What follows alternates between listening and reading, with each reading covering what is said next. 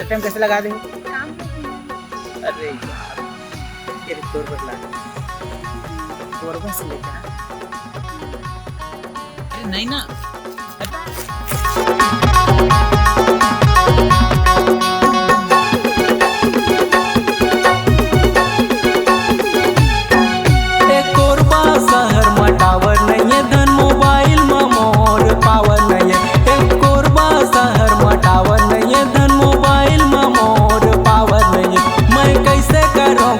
बात वो काली मोर शंकर बे मुलाकात वो कहले बे मन के तोर बात।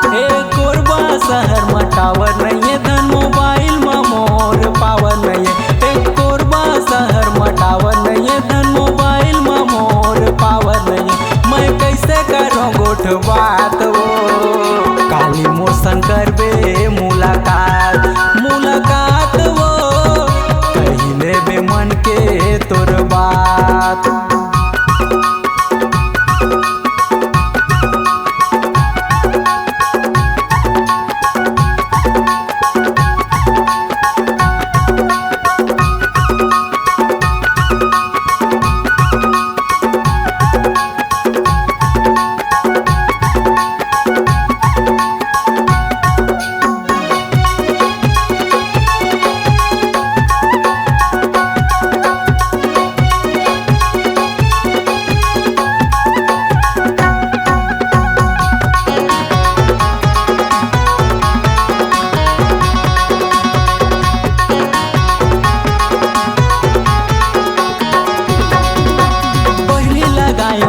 छोटी कॉल दूसर लगायो था मिस कॉल।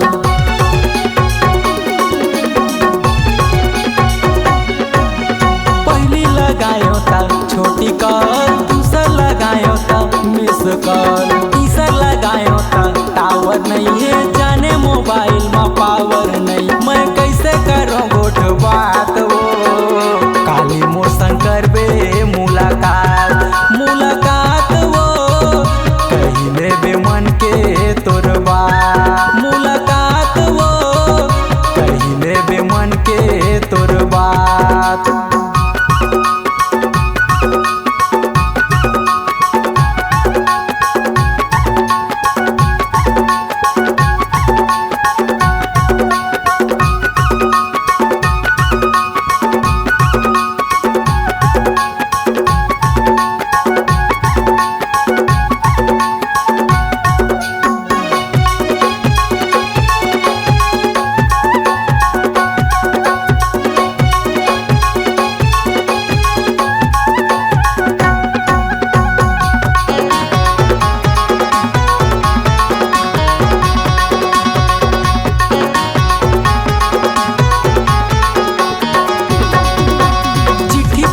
के जमाना ना दागे मती मरम हर मोर जागे।